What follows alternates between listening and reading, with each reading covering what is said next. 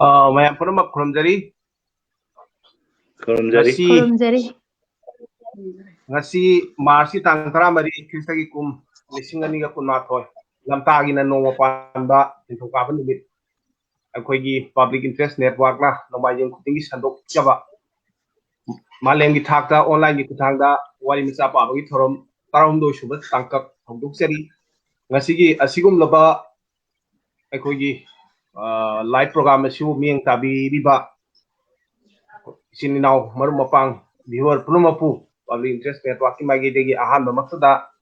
नोलुक्सबा अमदि थमोगी नुक्सिबा फोंदोक्चरी लोइनना ngasiगे सिगुमलबा online की खुथांग असिदा वारी मचा पाबी गदौरिबा थैदो हेदोंनि इकाय खुमनजरबा संगनायरबा अईबी पुनमपुसु पब्लिक इंटरेस्ट नेटवर्क की माइगेदेगी नोलुक्सबा अमदि थमोगी नुक्सिबा फोंदोक्चरी ngasiगे सिगुमलबा ऑनलाइन की खुथांग वारी मचा पाबगी थौरम सिदा सरुक याबिगदौरिबा दोहिंदोंना सकनायरबा अईबसिंगी केशो सिंह इरेंगबम अवांग पोसंबम डॉक्टर उषारानी सिंह जारिबोन हैलाकांदी अमदी मोयरांगथेम सैतवती जिरिबाम हाइरिबा सकनायरबी ओजासिंगना ngasiगे सिगुमलबा वारी मचा पाबगी थौरम सिदा सरुक याबिगनी अहियान हानबोइना ngasiगी wari macha pabinanabagi damakta aikoina lokhachariba aiba Sri Kesho Irengba Kristagi kum 1958 da poi Kesho Irengba na gi kolomdagi ngasi phawbada lairik mapan khudon tobikre lamkoi wari yauna ade wari macha gi lairik ama yauna awajagi wari macha gi lairik yam phadaba aigi mangi khongchat haiba wari macha chamaga humudраga mapan chamaga humudra mapan yawba humudra taruk haibani chamaga humudra taruk yawba wari macha cham humudra yawba wari macha gi lairik masu koigi 2019 da phombikhre adu nongning nakso mahendra koigi manipur da ya akoi yamna inongnoba mathen ama nongning bagi adumba lairik kolong 1 2 haida adumba lairik ani ojagi kolomdagi khudon tobikre ado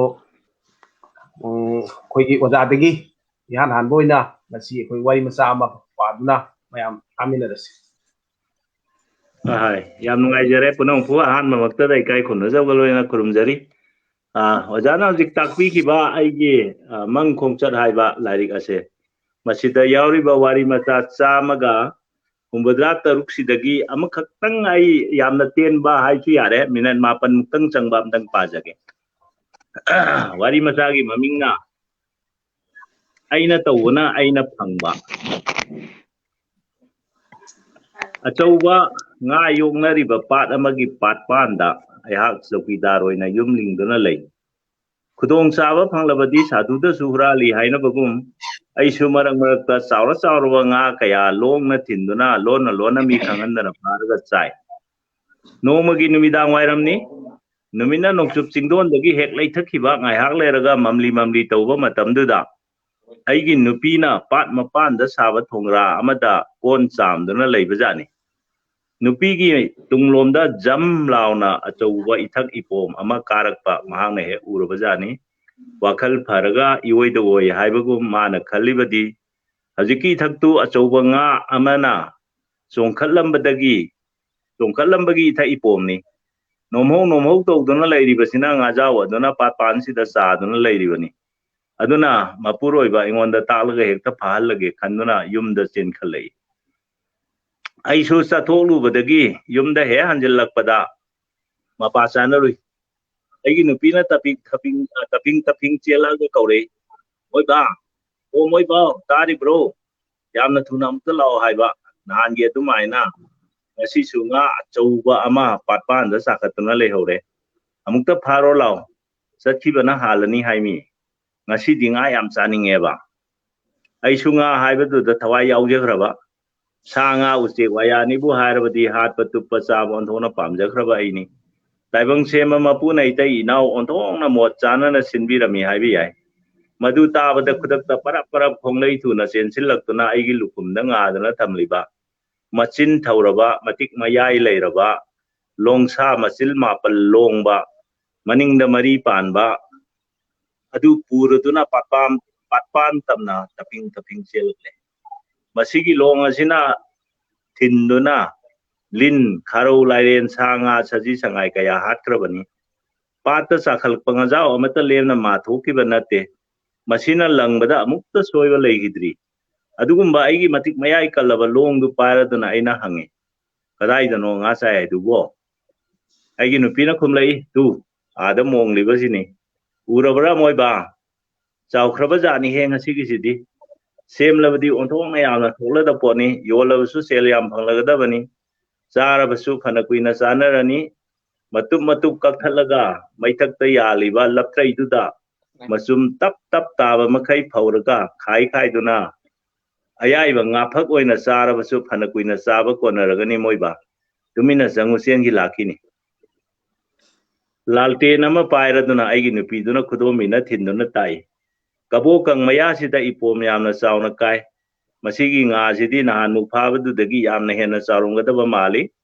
aina khutta pairiba machin thauraba long aduna ipangal areiba makai phudokuna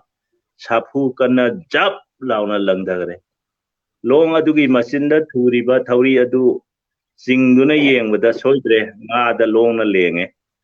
nga su masu nate achouba nga ni haiduna yamna harawi aigi nupina sonthangna na laurei moiba nga do nanthokini ko as chawre cheksinna pukhalau ko longthrai laurugi ge nantoki danaba yamna harauna maning tekthokuna yamna yangna longthrai lauba chengri nga du yamna chawre thangatpa ngamdre isingda kumthatrabadi nga du thangatpa yaroi khali harau nungaibana mathumrang hawi thamoida adu chawba ngajao ama longna thinduna phaba phangbagi nantoki danaba longthrai du tum khara thuna poro haiduna aina yamna harauna hairuri aigi nupina longthrai lauraga taping yamna harauna isai ka sadana chelei aingonda longthrai pi mana longi maningdu pai hawi aina isingda kumthaduna longna thingraba nga do longthrai duna kosillaga laukalei thangalakbadadi nga malaktre angangi mawong malaktuna thaumai manakta pusinduna yenglubadadi aikoigi ichanupa tonbadu oiramle ma o mutkre karigino hello ai ubiriba tay mutki ayodadi mutkiba tay pusinduna yenglubadadi aikoigi ichanupa tonbadu oiramle aikoina di isado phamungda tumduna leikrabani haina khanjarubani nungsikraba thawaini khanduna thamjaba pikliba ichanupa dugi mabuk chap chana longi longsa mayamduna phawtri thek phawna lenglaga leiramle nga achouba ma pharabani haiduna yamna harau jaribi nga chaganbi mamagi mamangda tapna thamlaga khut ani changduna longdo khamchat chali satkraba longi makul singdudagi anouba ikhengna pri kamli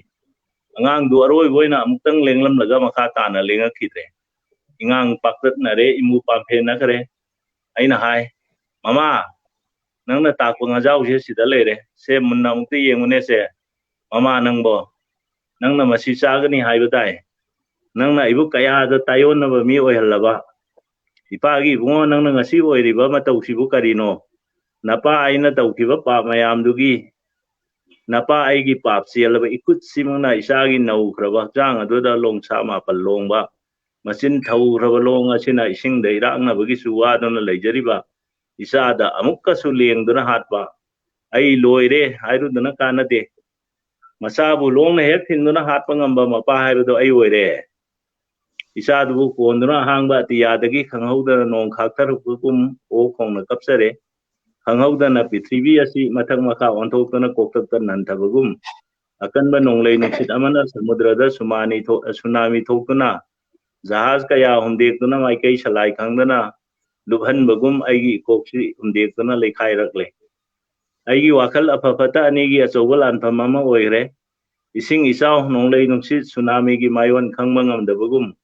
wakal gi palefam pankhai lepa ngamkidre mama su hajikta angakpa phangna harau jaramba maithong duda amuban ongna khangkuk kukiduna mahaki mathamoy do Brazil lising na kaitharaguga samanagre isa do aikoi ani changduna konduna khamangam na nong phongbagum kapsare aikoi hojikta khanglei madudi mama na kon phengba samba lakwaduda angang du di mama gi matung inarakpadagi isingda takibajani madu mama na di uhogdabani na nga mong liboi ningkibani isingda taduna irangna bagi awaba marakta makong makut kauduna lupe tauduna leramba isa nupa aton badubu ngajaw ni khanduna mapa aigi ikut mangna longna thinduna hatkibani aina law khongna kablaga hai masi punamakse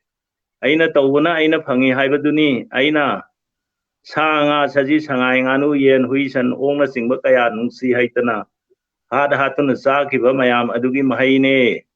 aina tawjabana aina phangjabani mama ai ngasidagi anouba mangalama phange ai amuhna ne hattaba thabak kawwa mata tawhroi lele asumna kanna law khongduna leimai da onduna thabak ta kudumna suduna kable tanjadu da aigi nupina isa nomduna hogdore moi ba tari bro amukta yawalo mit amukta singo haiba karigino moi ba na adu kanna kapli lawri badubo aina mit hek pa thorakpa aigi isa nupa to modo kunna maduna koiti thirui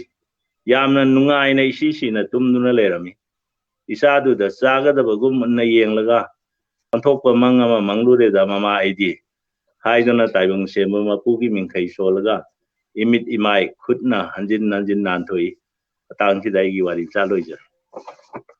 yam phajai oda yam phajai akhoi yamna siba haitare yamna khayanak ras yauraba adum laba wari masagi masa bu makut mangle khatta adumba amlo tai sanaba wari masa mo dana paduna tahan bikra matungda we usarani doctor usarani de laksage adum marak sida hoigi comment pibirakpa isa inausing mila naurem dari aina hoigi comment pibirei maibam mangenjau nasu yengjari oda saradamadi baba kesobu khurumjari haibirei adum moirangthem oda keso amadi oda keso moirangthem nagendro oda keso amadi oda saradu khurumjari sanasam jiten so watching yengbiri hai adai jamal asu yengbiri hai sanasam jiten na punopu taram na okche pagalona khurumjari aduga sukon thauna su yengbiri hai aduga waribam ragumani yengjari nungai da phugokchari haina oda waribam ragumani Assam University gi odani ango ba tongram oda keso wari chi ulawi na sanazim jiten so oda dei haina takpirei no mathangda akoi wari nokta hoyi oda Dr. Usarani da laksage do hindona Dr. Usarani koi scholar ni oda dagi koi misa ma koi paduna yam taminarsi aigi waarimacha ge ning khoi sauna hanbi purnima ngasi di I ka aduna lakli bani khangjau jawa wasi phangnana chalam drabadi wari si kadai degi taramgani ngai kho wa ma tasing khangdaba yadari tatkiba yaroi hari basin karino ngasi di yamni ihul kan khala ida nan makhai ge iman manade kanana kari lewa kamsilaklaban maniga raniga khon tapna sanarambadagi kankhanarai ranina nang si yamna ngauramba jatni asi yauna khangnam dene nahal makhai chathokdana leiramba ise khun lekai gi thabak khara thorakpada chatna yaurubadagi nongmagi wa ama na kongse hekta tarakpa nahana muk longphom na ngangnarakpa wari amana maise thampam khangkhide ikaiba haibase mangda leramdra male tin sitoklaga phabani haibado tarene manina wado seng namta tamu kanana kari aigi maramda haijilaglabage karamba yengba ngamdaba mi singna nakong saba tawra ibano nang suwari iya haidana lawai lempudagi hek chelak lakpasi tawranu aise haujik chahi humpu surabani ne aingonagi mina lakchaba yadana laklibani aina lankhiba kari leiba leiramlabasu madu sengdoknaba taidana ranina lanba landaba nang se nupi yamna yawramba jatni nangna koinaramdaba amattabu yawde haiba yai manina adugi wawaire ngasaidigi khoi chikpa tawna khanglak laknaribase ranina yamna lemkhre su nasaktu thabakama tawrambagi kadaino haina lakpibani kusuna ka Negro-dagi pangtataro. Manina, Rani nang wa ka henjilakanu, Negro man ba ingwadasu, pamdana koitan tanariba natro. Adudi wari si tadringi khangdringi wani, khanglagana kari tauge haiba. Khangle, haujik nang kadai da chatlagi haribano. Adudi nangi nathainaba wari ni ngongang ni, ina ko ngasida tarakpase, mapanga thokningdre haibani, nangonda kanana thoku haibagi, aina chatpada kanana karim ta hairakide. Shauning manangna shauna adum lehoro, ai haujik nongmagi routine timetable kai kiba tare, pung se yadre, midang waram gi pekama ani, thada houdarbadi cha chawa tumba yaroi dawni. Rani wa phongdok pangamdana shauna lehoki, nongan baga rani na imung manungi thabak loisilaga, ayuki cha thaknabagi sem sari. Mani su hogalaktana cha sabadu chingli, rani na Purnima se kari nimit tari bajano, mani na kadai chatkadaba laigene Purnima thasi thira idi. Purnima se yang na johoning labado, amuksu Purnima sibu nungsiwa phawdabara. Nungsiwani da maduri saida suba kabi singi wapamni. Aingwandabu Purnima gi phajabu hanglai. Aina lawriba subject se economics ni phajabani.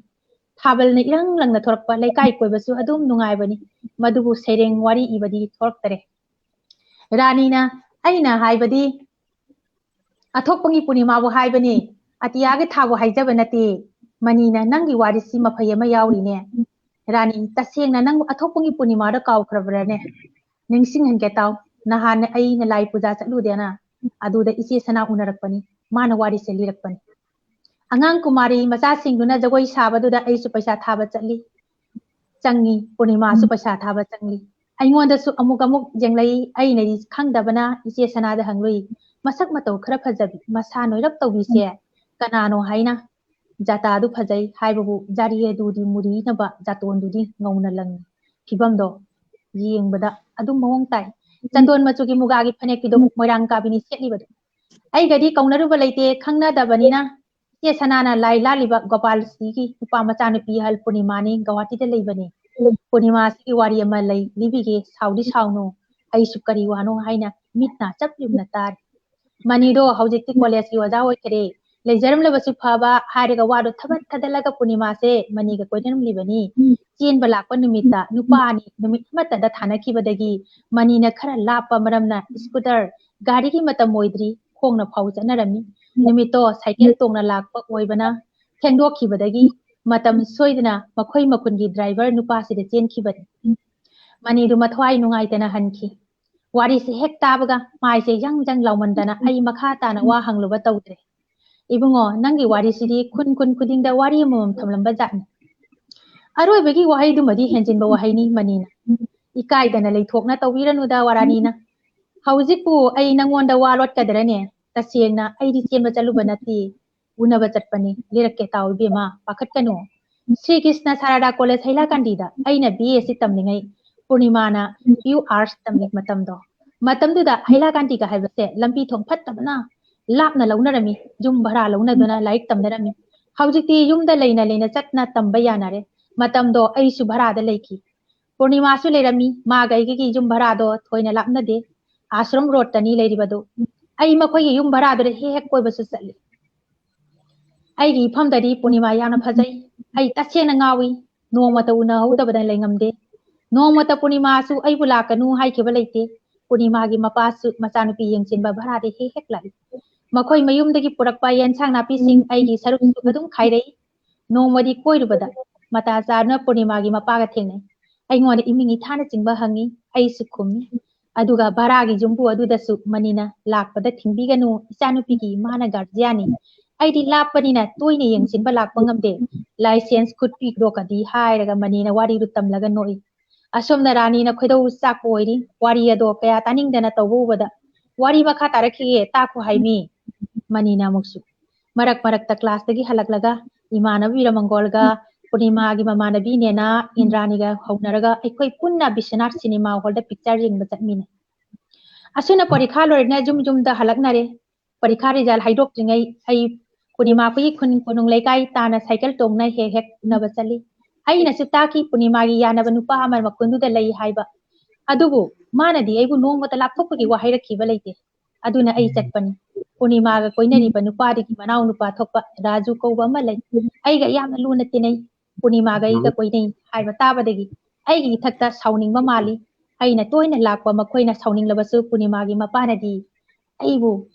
ꯌꯥꯔꯤ ꯃꯇꯝꯗ ꯂꯥꯏꯔꯤꯛ ꯂꯥꯏꯁꯨ ꯍꯩꯕ ꯁꯥꯏꯟꯁꯇꯒ ꯇꯝꯕ ꯍꯥꯏꯕꯁꯦ ꯐꯪꯅ ꯂꯩꯇꯕꯅꯤ ꯃꯄꯥꯅ ꯑꯩꯕꯨ ꯌꯥꯕꯅꯤ ꯄꯨꯔꯅꯤꯃꯥꯅ ꯆꯦꯟꯈꯤꯕ ꯅꯨꯃꯤꯠꯇꯣ ꯑꯩꯁꯨ ꯄꯥꯎ ꯐꯪꯈꯤ ꯂꯝꯕꯤꯗ ꯁꯥꯏꯀꯜ ꯄꯝꯆꯔ ꯑꯣꯏꯕꯗꯒꯤ ꯃꯦꯀꯥꯅꯤꯛꯁꯇ ꯆꯪꯗꯨꯅ ꯁꯦꯝꯂꯒ ꯆꯠꯈꯠꯄꯅꯤ ꯗꯒ꯭ꯂꯥꯁ ꯔꯥꯊꯣꯡ ꯑꯁꯤꯋꯥꯏꯗ ꯍꯧꯖꯤꯛꯀꯤ ꯃꯇꯝꯁꯤ ꯑꯣꯏꯗ꯭ꯔꯤꯉꯩ ꯍꯤꯅ ꯂꯥꯜꯂꯤꯉꯩꯗ ꯕꯥꯃꯣꯟ ꯂꯩꯀꯥꯏꯒꯤ ꯁꯃꯣꯔꯖꯤꯒ ꯊꯦꯡꯅꯩ ꯇꯥꯃꯅꯤ ꯅꯪ ꯄꯥꯎ ꯑꯃ ꯇꯥꯗ꯭ꯔꯤꯕꯅꯤꯅꯦ ꯑꯩ ꯁꯥꯏꯀꯜ ꯈꯪꯂꯦꯞ ꯂꯦꯞꯄꯤ ꯀꯔꯤ ꯄꯥꯎꯅꯣ ꯍꯪꯕꯗ ngasi ayukta konung leikagi punimado makoi manaki gari driver brajendora chen khre haini ngahak ti chen khre haba pawdu tabara ikonga se thangning ki de wakhaldi nungai ki de aidi sukta gi unaba chatpani chen ge haina chatki badi nate mana adumna nam thak tawrongani haibasu thajarudi adu nimitagi nupi haba jasidi nungsirabasu thajaba thamba phatte khalakki punima makoi gi thongal het chawbada indrani leptuna lerami indrani na tamani punima chen khre ꯑꯩꯁꯤ ꯇꯥꯔꯒ ꯂꯥꯛꯏꯕꯅꯤ ꯈꯨꯝꯈꯤ ꯑꯗꯨꯒ ꯏꯟꯗ꯭ꯔꯥꯅꯤꯗ ꯌꯦꯡꯅ ꯋꯥ ꯑꯃꯗꯤ ꯍꯥꯏꯅꯤꯡꯂꯝꯈꯤ ꯐꯨꯝꯗꯨꯅ ꯂꯥꯛꯈꯤ ꯊꯃꯣꯏꯗ ꯅꯤꯡꯁꯤꯡꯂꯛꯈꯤ ꯏꯁꯩ ꯑꯃ ꯎꯅꯒꯦ ꯈꯟꯅ ꯆꯠꯂꯨꯕ ꯑꯔꯦꯝꯕ ꯍꯥꯏꯕꯗꯨ ꯑꯣꯏꯔꯦꯗꯣ ꯎꯅꯁꯤ ꯍꯥꯏꯕ ꯇꯟꯖꯥꯗꯣ ꯉꯁꯤ ꯐꯥꯎꯕ ꯄꯨꯡꯖꯥꯁꯤꯅꯤ ꯊꯥꯖꯗ ꯊꯥꯗꯣꯛꯂꯝ ꯋꯥꯈꯜꯅ ꯁꯥꯒꯠꯂꯨꯕ ꯄꯨꯝꯕ ꯑꯔꯦꯝꯕ ꯍꯥꯏꯕꯗꯨ ꯑꯣꯏꯔꯦꯗꯣ ꯅꯤꯡꯉꯝꯗꯍꯟꯕ ꯇꯥꯔꯕ ꯈꯟꯅ ꯁꯥꯏꯀꯜ ꯃꯃꯥꯏ ꯂꯩꯊꯣꯛꯂꯒ ꯆꯨꯝꯗ꯭ꯔꯤꯡ ꯌꯨꯝꯂꯣꯝꯗ ꯍꯜꯂꯛꯈꯤ ꯍꯧꯖꯤꯛꯇꯤ ꯃꯗꯨꯒꯤ ꯏꯁꯩꯗꯨ ꯈꯛꯈꯔꯦ ꯑꯩꯒꯤꯗꯤ ꯅꯉꯣꯟꯗꯒꯤ ꯍꯦꯟꯕꯃꯨꯛ ꯂꯩꯇ꯭ꯔꯦꯅꯦ 이베마 ꯇꯥꯠ ꯇꯧꯔꯅꯨ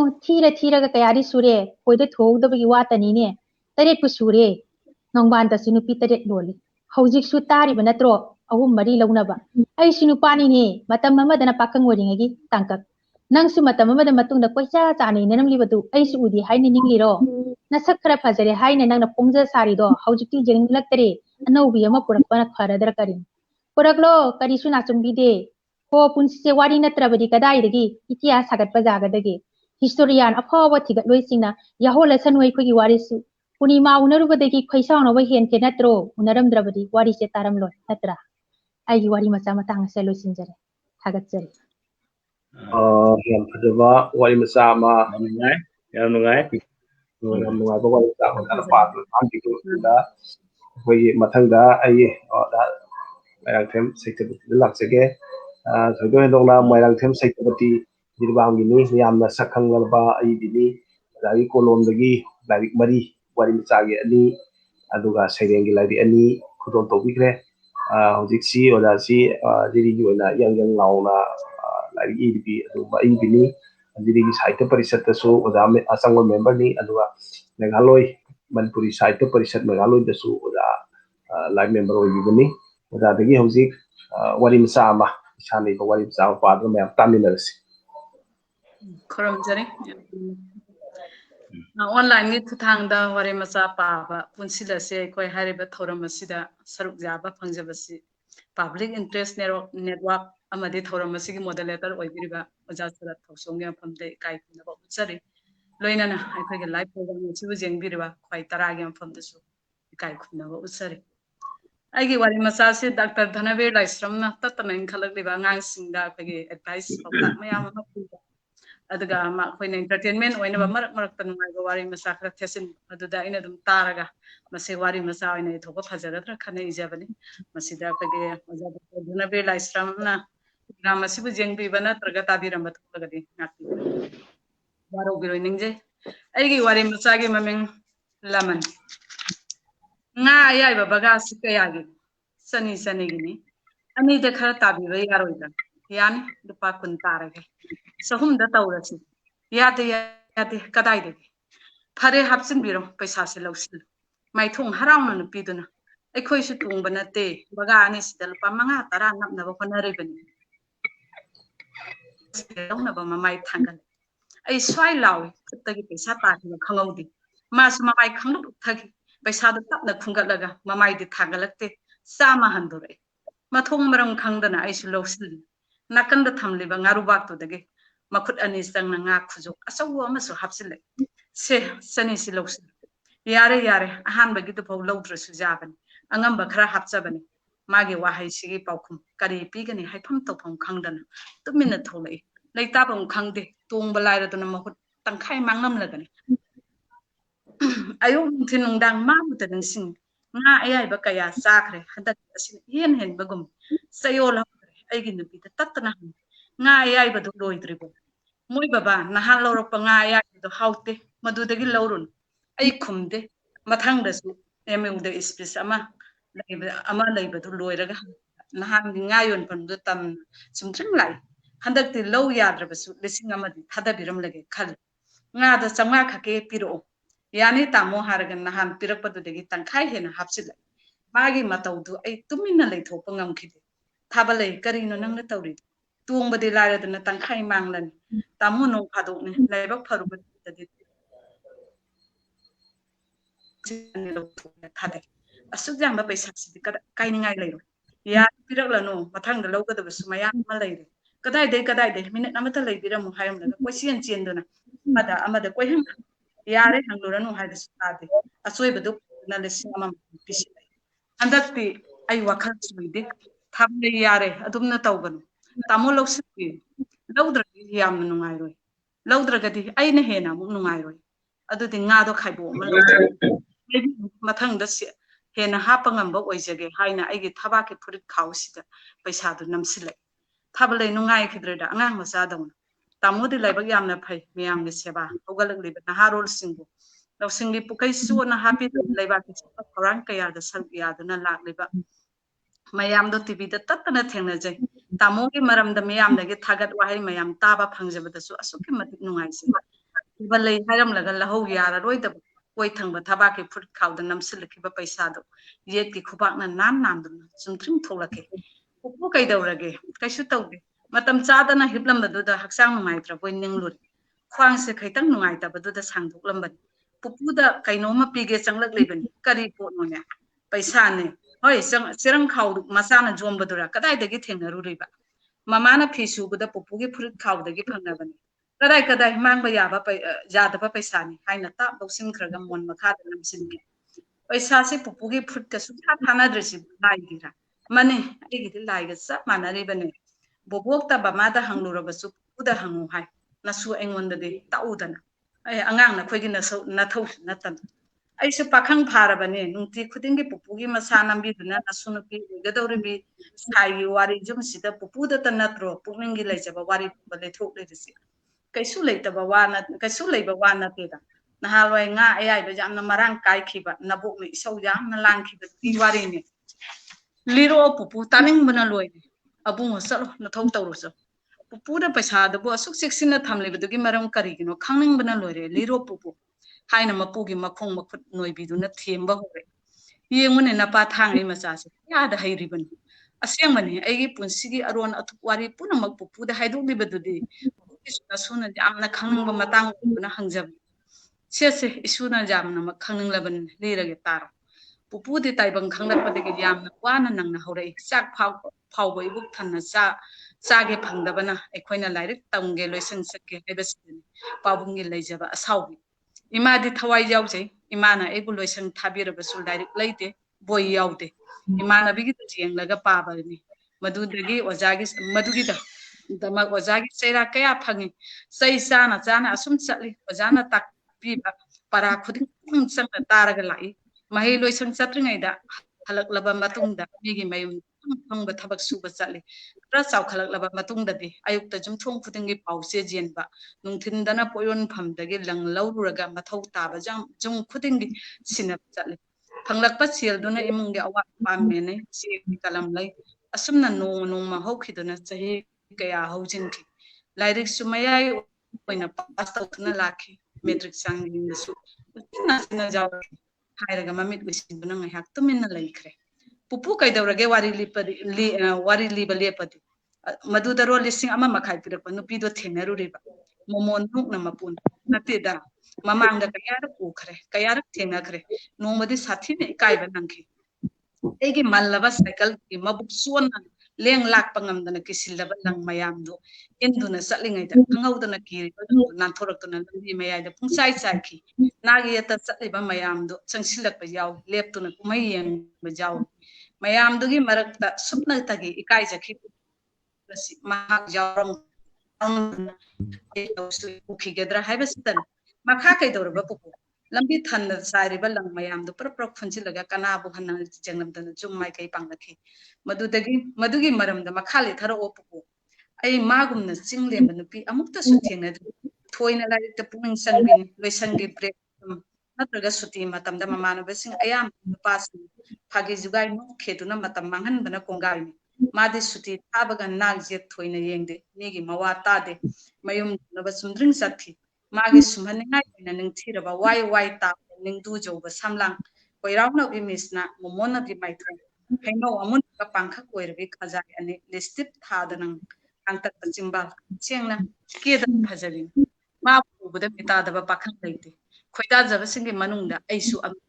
aina khwaidagi khoida jakhibadi suti thaba matamda thot lauraba maithungda chandan taikibegi chamthara napagi narumda humang marik ama ani chentharakpaduni liri humba malang bana kai haurakpada tasin khomjin bangamdana wana maithongbu maning tamjana ba khungba chariba choijainer be samlang singdu ubada pupudi pungau ngau khibani pupugi wari sidi jamna romantic oi makhade pupu puning da umduna thamba thamoy ma pau phung lage khanna kayarak matung ine nupi do mong hade asum chakhi ai su ngamdana leho nongmadi nupa masa gi na phudok lage khanna mana chali badugi mana prap changsilaga thabale maha khumlakte amuka hana ngai kho thabale handakti mahak chap lepi matau da puning da harau ngai ba amaga loina na mamang makta da changsil nafam da phungtok ke khanba kuirabani thabale ai nangbu thamoy sengna nungsi nupi du maru luk thaki aigi thona hengalai thajabi asukui ba matamse nafamda phungdok pangamdana lerakhabi adudagi ai harga tumina leikhribdu kaidawroi hairo adudagi ai wakhal tadre karam haina wakhal manghribno pupo mabu nungsi phungdokluba mekup tu phawu wakhal chuikhidabani adubu mamai sat thangalaga aingonda angakpa hainadaba meng amaga loinana aigi oi thungba khajaida magi yet nauraba kupatuna laijabi thana set launa thajilaki afamda kaya kuina mangla ai khangkhide kap tholakpade tomta usungum leiramke adudi nupido asawram jamna pambagi wane pupo madu haino masuthoi mana kari khanba ai khangde adubu ngasi aina nakhoi mayamgi pupuni haina miyam mamangda leibaki ngamjaba kharata orabasu kathokjaba ngamdiba miyamna aibu nungsibiriba punamaksi magi mitna tandan pahamkhiba khubaktunani pupubu mingi mamangda doctor haiba title mayektu naptriba mamang sanglaba sahi kayase nupi haibadu hanna jingkhide jengningskhide nakhoi naboksu ahallamanna haina singnaduna namdana bongbikhibani adudi pupu hojiksu nga aibadu lawribro lawdre karigino pupu lawningdaba nate hena manakta changningi magi awabda mateng kharada oirabsu pangningi magi pangdraba phijol ningthina tasin khomjin bidraba samlang amadi ahan oisilakpagi mathakta ningthina ngakpi senbidraba khuitharba maithung machadu uraga hena nungsi mamangai thanil thajagum ningthibi tangang tangalebe maithungbu sangsang urai ngasigi thaja siga changdamnarukda pupugi thamoi layumse lona pirang sinthadaba ngamde adudi pupu aisu jamna chalaga noma mateng pangbiru sidana madu jaroi sanathoi mahak phajabini mahak kalak mi hausiadabi magi ningjabagi wangmada aina kaidangda khut thinjin mangamba ngamdabaduna maram oraga ngasi phawba magi lising ama makhai naman tonduna leiribasi aduna bulaman do koknaba singdolusi haibani hek chalubada laman singba natene suthoi mathang tonsilaktuna punsi supa singba ngamlaroidaba lamanna aibu pungluk singkhiga dawriban lupsin banate amana amabu mateng pangnaba miyoiba ikhoigi tawfadraba sinthani pupo maduna nangi wakhalni aina numit khudingi evening walk satpada magi ngayon phamma pajorokpada mekup amata oirabasu lepi amuk changla roi khan khraba lengdaba wakhalni adubu mekup amata oirabasu jengning khangde karamba makhalgi jolingno pupuda thangjin biriba pupu henjinna khanganuda pothara aduga amana pupuna pukninge awanungai wari pumbana suda share tawbibagida thagasari haina mapugi makhajaida nungsina supiramlaga tholai sahi yam salaglaba pupugi maina jomlaba maithongda ngasida sakarakpa thambal leina tangang momon menuk thanna leihawdu metta asum sangsang uduna lei loijare matangasi Yang ada ada yang kedua warimsa ama don topire warimsa gi lari ani phong abanina wari li bugi tekni adoga wari gi koloisin ya phajaba haitare khoigi ngasigi live program ꯑꯁꯤꯕꯨ ꯌꯦꯡꯕꯤꯗꯨꯅ comment ꯄꯤꯕꯤꯔꯛꯏꯕ ꯅꯨꯡꯁꯤꯖꯔꯕ ꯏꯆꯤꯟ ꯏꯅꯥꯎ ꯃꯔꯨꯞ ꯃꯄꯥꯡ ꯄꯨꯝꯅꯃꯛꯄꯨ ꯊꯥꯒꯠꯆꯔꯤ ꯃꯔꯨꯑꯣꯏꯅ ꯑꯩꯈꯣꯏꯒꯤ ꯁꯅꯁꯝ ꯖꯤꯇꯦꯟꯅ ꯑꯩꯈꯣꯏꯒꯤ ꯉꯁꯥꯏ ꯃꯃꯥꯡꯗ ꯄꯥꯈꯤꯕ ꯀꯩꯅꯣꯗ ꯁꯥꯔꯅꯤꯒꯤꯗ ꯅꯣꯡꯕꯥꯟꯁꯨ ꯅꯨꯄꯤ 8 ꯂꯣꯜꯂꯤ ꯄ꯭ꯔꯃꯥꯟ ꯆꯥꯅꯅ ꯑꯩꯅ ꯅꯣꯛꯆꯈꯤ ꯍꯥꯏꯕ ꯑꯗꯩꯗꯤ ꯑꯩꯈꯣꯏ ꯄꯨꯌꯥꯝ ꯑꯦꯂꯦꯛꯅ ꯃꯦꯗꯥꯝ ꯁꯩꯇꯕꯇꯤ ꯀꯣꯡꯒ꯭ꯔꯦꯆꯨꯂꯦꯁꯟ ꯍꯥꯏꯕꯤꯔꯛꯏ ꯃꯂꯌꯥ ꯃꯣꯏꯔꯥꯡꯊꯦꯝꯅꯁꯨ ꯑꯣꯖꯥ ꯁꯩꯇꯕꯇꯤꯒꯤ ꯋꯥꯔꯤ ꯃꯆꯥꯁꯤ ꯐꯖꯩ ꯍꯥꯏꯕꯤꯔꯛꯏ ꯁꯅꯁꯝ ꯖꯤꯇꯦꯟ ꯏꯇꯩꯃ ꯁꯩꯇꯕꯇꯤꯒꯤ ꯋꯥꯔꯤ ꯃꯆꯥ ꯐꯖꯩ ꯇꯥꯕꯁꯨ ꯅꯨꯡꯉꯥꯏ ꯐꯖꯕ ꯄꯥꯎꯖꯦꯜꯅꯤ ꯍꯥꯏꯅ ꯍꯥꯏꯕꯤꯔꯛꯏ ꯑꯩꯈꯣꯏꯒꯤ ꯅꯨꯡꯁꯤꯕꯤꯗꯨꯅ ꯀꯣꯃꯦꯟ ꯄꯤꯕꯤꯔꯛꯏꯕ ꯑꯣꯖꯥꯁꯤꯡ ꯄꯨꯝꯅꯃꯛꯄꯨ ꯊꯥꯒꯠꯆꯔꯤ ꯂꯥꯏꯇꯣꯝ ꯑꯣꯖꯥ SKꯕꯨ ꯊꯥꯒꯠꯆꯔꯤ ꯂꯣꯏꯅꯅ ꯄꯥꯕꯤꯔꯤꯕ ꯑꯣꯖꯥ ꯈꯨꯗꯤꯡꯃꯛꯄꯨ ꯊꯥꯒꯠꯆꯔꯤ ꯍꯥꯏꯕꯤꯔꯛꯏ ꯔꯟꯙꯤꯔ ꯀꯨꯃꯥꯔ ꯌꯦꯟꯗ꯭ꯔꯝꯕꯝ ꯇꯥꯖꯔꯤ ꯇꯥꯃꯣ ꯑꯃꯗꯤ ꯑꯣꯖꯥꯁꯤꯡ ꯍꯥꯏꯗꯅ ꯇꯥꯛꯄꯤꯔꯛꯏ ꯑꯩꯈꯣꯏꯒꯤ ꯅꯨꯡꯁꯤꯗꯨꯅ ꯌꯦꯡꯕꯤꯔꯤꯕ ꯑꯃꯗꯤ ꯀꯣꯃꯦꯟ ꯄꯤꯕꯤꯔꯤꯕ ꯃꯔꯨꯞ ꯃꯄꯥꯡ ꯏꯆꯤꯟ ꯏꯅꯥꯎ ꯄꯨꯝꯅꯃꯛꯄꯨ ꯄꯕ꯭ꯂꯤꯛ ꯏꯟꯇꯔꯦꯁ ꯅꯦꯠꯋꯥꯔꯛꯀꯤ ꯃꯥꯏꯀꯩꯗꯒꯤ ꯊꯣꯏꯗꯣꯛ ꯍꯦꯟꯗꯣꯛꯅ ꯅꯨꯡꯁꯤꯖꯕ ꯑꯃꯗꯤ ꯇꯧꯕꯤꯃꯜ ꯐꯪꯕꯒꯤ ꯎꯠꯆꯔꯤ ꯂꯣꯏꯅꯅ ꯉꯁꯤꯒꯤ ꯑꯁꯤꯒꯨꯝꯂꯕ ꯋꯥꯔꯤ ꯃꯆꯥ ꯄꯥꯕꯒꯤ ꯊꯧꯔꯝ ꯑꯁꯤꯗ ꯑꯩꯈꯣꯏ ꯄꯕ꯭ꯂꯤꯛ ꯏꯟꯇꯔꯦꯁ ꯅꯦꯠꯋꯥꯔꯛꯅ ꯍꯥꯏꯖꯔꯨꯕꯗ ꯍꯔꯥꯎ ꯍꯔꯥꯎ ꯌꯥꯕꯤꯔꯤꯕ ꯊꯣꯏꯗꯣꯛ ꯍꯦꯟꯗꯣꯛꯅ ꯁꯪꯅꯥꯏꯔꯕꯤ ꯑꯩꯒꯤ ꯄꯨꯝꯅꯃꯛꯄꯨ ꯏꯟꯇꯔꯦꯁ ꯅꯦꯠꯋꯥꯔꯛꯀꯤ ꯃꯥꯏꯀꯩꯗꯒꯤ ꯑꯃꯨꯛꯀ ꯍꯟꯅ ꯅꯣꯛꯆꯕꯒ ꯂꯣꯏꯅꯅ ꯊꯃꯣꯏꯒꯤ ꯅꯨꯡꯁꯤꯕꯗꯨ ꯐꯣꯡꯗꯣꯛꯆꯔꯒ ꯉꯁꯤꯒꯤ ꯑꯣꯏꯅꯗꯤ ꯑꯩꯈꯣꯏꯒꯤ ꯂꯥꯏꯚ ꯄ꯭ꯔꯣꯒ꯭ꯔꯥꯝ ꯑꯁꯤ ꯃꯇꯥꯡꯁꯤꯗ ꯑꯩꯈꯣꯏ ꯂꯣꯏꯁꯤꯟꯖꯔꯒꯦ